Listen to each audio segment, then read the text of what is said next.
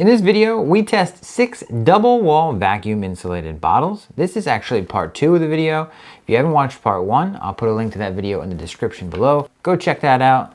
Come back here. In part 1, we weighed the bottles. I gave you my initial impressions, and we also did the hot liquid test. In part 2, we're going to take a look at the results of the cold liquid test, the durability testing, and my final thoughts on each. So for the cold liquid test, we are going to be taking a look at 2 different graphs. We performed this test twice. We're going to call it cold liquid test 1.0 and 2.0. I'll go over a couple of the differences between the 2 tests. 1.0, I ran it for about 24 hours. 2.0, I stopped at about 9 hours. During the 1.0 test, it was a much hotter and sunnier day. I want to say it was in the 90s. And 2.0, it was still a hot day. It was started out in the 70s and probably got into the mid 80s, but it was a little bit more overcast. So we'll keep that in mind as we go through the results.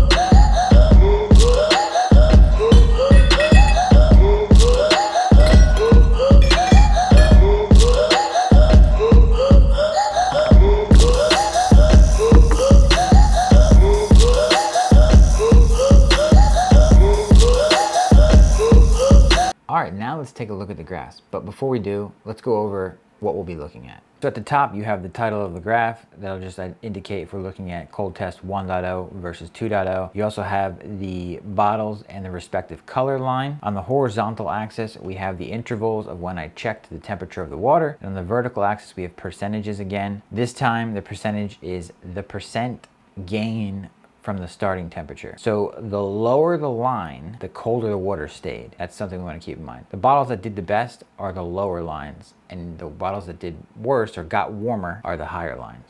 Now let's take a look at the 1.0 graph. Taking a look at the graph, what do we see right off the bat? It looks like there's not much change in the rank of who's doing the best to the worst. I think earlier on in the test, we might see some flip-flopping of positions, but the standouts would be the Miir looks like it did the best, at least from 3.5 hours on. It also looks like the Trail Series Hydro Flask did the worst, I think, the entire test. It looks like the RTIC was consistently the second worst. It looks like the Wyld Gear was consistently in 3rd place. And it looks like Yeti was in the lead at the 2-hour check-in and then lost the lead in between the 2-hour and the 3.5-hour check-in. But then after that, the Yeti remained in second the rest of the test. Now let's call out some percentages. All right, so at the 2-hour mark, really not a ton of differentiation here. We're talking about the best being 0.5 degree gained and the worst being 1.5 degrees gained. At the 3.5-hour mark, the Miir and the Yeti both rose about 6.6-ish%. The Wyld Gear and the RTIC were right around 10 to 11%, and the Trail Series Hydro Flask was just over 13%. At the 5-hour check-in, the Miir rose by 8.5%, the Yeti rose by just under 11.5%. The RTIC and the Wyld Gear were neck and neck with 16.9%-ish, and the Trail Series Hydro Flask was just under 19.5%. The other thing I want to call out is because the Miir did so well in the 1.0 test, it made me go to the store and buy the Hydro Flask. I bought the Hydro Flask because it has a narrow mouth and because it was white. So I wanted to just test to see if it was the color of the bottle that was really allowing it to stand out or if it was the more narrow mouth. All right, now let's take a look at the 2.0 graph.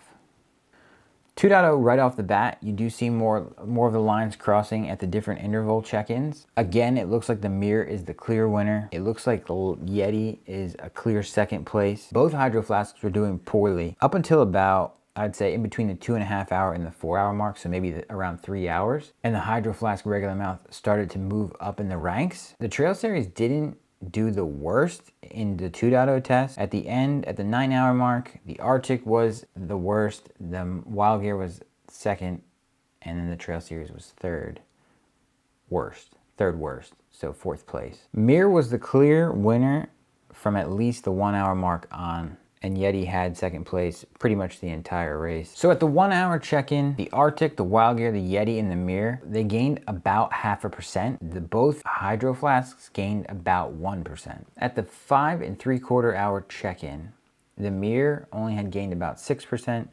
The Yeti gained just shy of 10%. The Hydro Flask regular mouth gained just over 10%. The RTIC was just shy of 12%. The Trail Series Hydro Flask was about 12.5%, and the Wyld Gear was about 13%. And then at the 9-hour check-in, the Miir was at 11%. The Hydro Flask regular mouth was at 17.86. The Yeti was at 18.15. So really neck and neck there. The Trail Series Hydro Flask finished in 4th with a gain of about 23%. The Wyld Gear pulled out 5th with, again, just under 23%. And then the RTIC was our last place for this test, just shy of 24%. Cup holder test, part 1. Yeti is a no-go. Hydro Flask Trail Series fits. Hydro Flask Normal fits. RTIC, no fit. Wyld Gear gets, yeah, nice. It's actually pretty good. And the Miir fits. Yeti? I think the Yeti can work. I'm gonna give that a pass. Hydro Flask regular. I'm gonna give that a pass. Hydro Flask Trail Series. I'm gonna give that a pass. RTIC, same as Yeti. Give it a pass. Miir, we'll give it a pass for sure. Wyld Gear. Give Wyld Gear a pass too. To test durability, we're going to drop each bottle multiple times in multiple different positions from this pull-up bar. Bottles will be dropped from 7.5 feet. First up, we will do, I guess, the Yeti.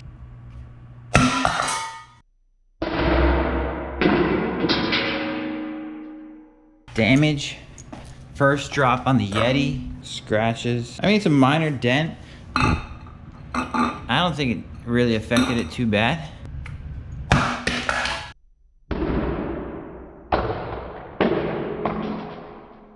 Much bigger dent on the Wyld Gear. And there's some damage on the cap too. I mean, it still stands up. Doesn't seem to be leaking any water, which is good.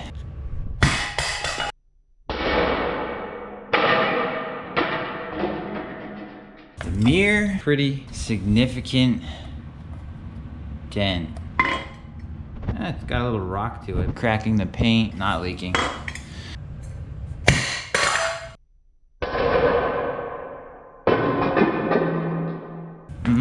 Maybe it got lucky. It was an even drop. Wow, not a lot of damage on the Hydro Flask. Did notice it did land much flatter than some of the other ones. Maybe that's on me.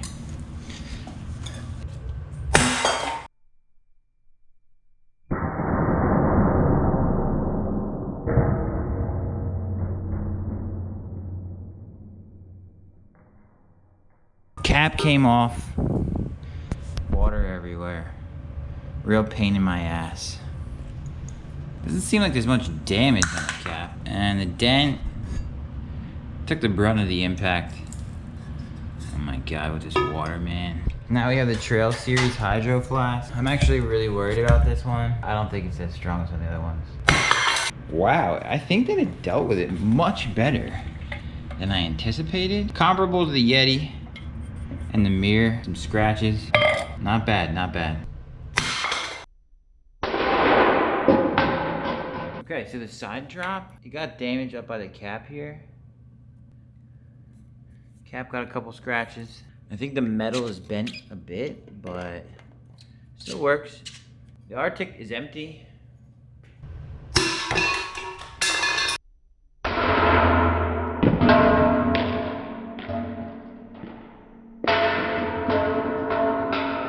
It was empty, so not a lot of not a lot of weight. Some scratches on it. Nothing big. Cap came off again.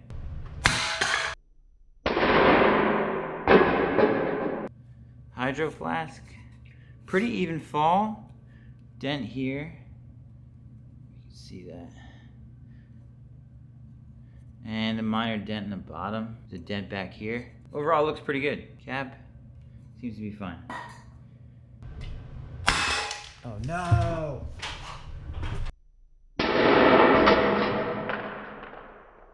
Miir, the cap came off. Dent here. And dent here. I'm really surprised about that. I feel like this cap is pretty good. Oh.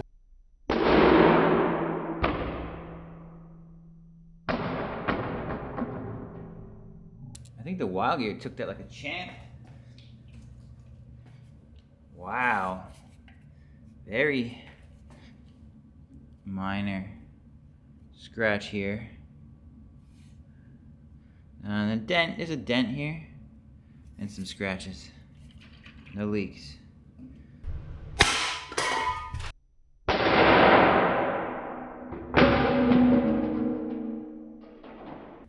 Yeti is not leaking, that's the other water. Dent here, minor scratching here, minor dent here.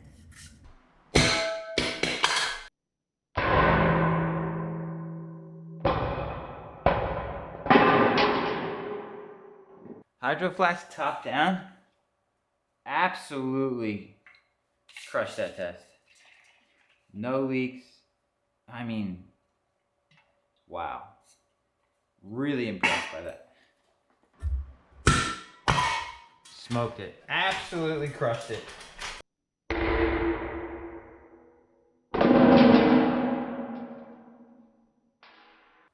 Yeti also did a great job. Any leaks? No leaks in the Yeti still.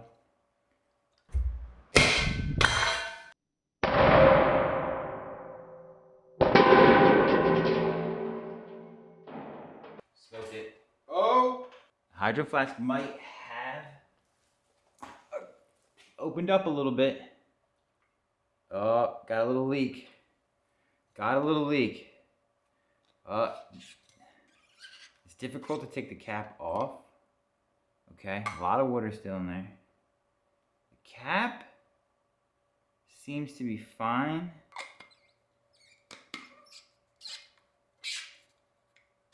Cap, I think, went back on. Doesn't appear to be leaking. So I think that it did pretty well.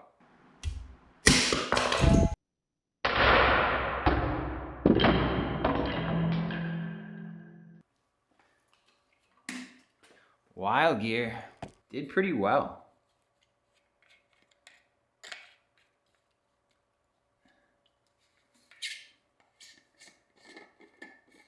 Cap's coming on and off. The handle broke, which stinks, obviously. I don't think it's leaking. Yeah, pretty good shape.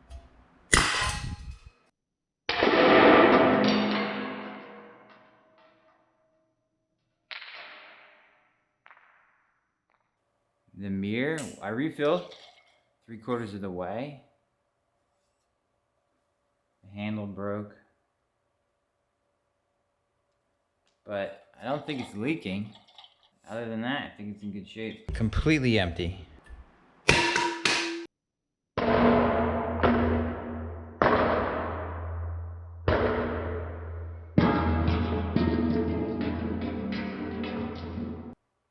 Cap stayed on for the RTIC, but it's empty, so too light. I wanted to quickly rank and give you my opinion on who did the best in the durability drop tests. And I have them in order on which ones I think did the best. I think the Yeti did the best probably overall. The Hydro Flask regular mouth probably did second best, but not far behind was the Trail Series Hydro Flask. I feel like both these bottles, well, all three of these bottles are pretty durable. Fourth, I put the Wyld Gear. Fifth, I put the Miir. And then sixth, I put the RTIC. Wyld Gear and the Miir lost points because their handles broke and these bottles become much less convenient to carry when you don't have a handle. If your hands are full and you want to hook one of these bottles on a finger real quick and just carry whatever you're carrying, you can do that. You can walk into the gym or whatever you're doing. You don't have to worry about it. If I need to use a whole hand to carry it, it's much less convenient. Additionally, if the cap's on there pretty tight and these get sharp, that can become a pain in the neck too. For this bottle in particular, the magnetic piece is now gone. As you can see, the Miir, very unbalanced. Another thing I want to mention about these is, I don't know if you guys will be able to see that. Inside the Trail Series, the lining is starting to ripple a little bit. I don't know if anything will come of that, but that was something that caught my attention. If I had to pick a winner, I would probably pick the Miir. I really like the Miir bottle. It's lightweight, it fits in cup holders, priced at $29.99, so it's not the most expensive. It's not the least expensive, but you get a lot of bang for your buck. It performed the best in the hot test. It performed the best in both cold tests. Really performs well at a good price. Overall, really good bottle. You get all that, and Miir is a B Corp. I don't know a ton about B Corps. I know that they're held to higher standards when it comes to manufacturing their products and the impact they're having on the globe and the communities that they're a part of. Additionally, every product comes with a give code. Really all around, good bottle, good company. I have no problem recommending these. Now, as far as the wide mouth bottles go, I feel like the Yeti would be my top pick. The Yeti was $39.99. Comes with the chug cap, which I really like. I think the Yeti was the most durable. It did okay in the hot test. It did pretty well in the cold test. Obviously, it's a bigger bottle. It's 26 ounce, fit in 1 out of 2 cup holders. But overall, still in really good shape after being dropped. I feel like if you don't want to worry about beating the bottle up, maybe go with the Yeti. In third, again with a more narrow mouth, I would probably rank the Hydro Flask. I think this is $34.95 or around $35. It's pretty light. It did really well in the hot test. It did okay on the cold test, and it's pretty durable. I think it stood up to a lot of the drops really well. The cap is, I would say, near flawless, which is surprising. As I mentioned in the intro, Hydro Flask has some partnerships where they give back. All right, next I would rank the Wyld Gear. So it would be second place in the wide mouth, but fourth place overall if we're including the narrow mouths. Wyld Gear, I think, exceeded my expectations. The bottle was $29.99, I believe. It did okay. It was kind of in that middle pack on the hot test. It did okay in the cold test. In the durability test, I'd say it did pretty well. There's this big dent here, so it's got a little bit of a rock to it. And it also lost its handle, which is a big pain in the neck. But other than that, the bottle isn't in terrible shape. Personally, I would either spend the extra $10 and get the Yeti, or get the Miir or a comparable Miir. There's just certain elements of it that just feel a little bit cheaper than some of the more premium bottles. And the price you're not saving that much on this. The Trail Series Hydro Flask would be third in the wide mouth, but out of 4, which isn't really saying much, and it's fifth overall. And it was tough to put this bottle fifth. I really like the bottle. It's super lightweight. I think it's made really well. It's got a good look. I like the color of the bottle. I just think that it's the most expensive, and the way that it performed during the cold test was really kind of a letdown. I would only recommend this if you catch it on sale and weight is really important to you and you only plan to use it for hot liquids, then maybe consider it. Last up, we have the RTIC. The RTIC obviously was the cheapest bottle. I really wanted the RTIC to kind of surprise us and do really well. Unfortunately, it didn't do that well. And I think a lot of that is in the cap. It's a case of you get what you pay for type of thing with this. As always, I hope you found this entertaining and informative. If you did, make sure you hit that like button, make sure you subscribe to the channel, and click here for another one of our great reviews. We'll see you in the next one. Thanks.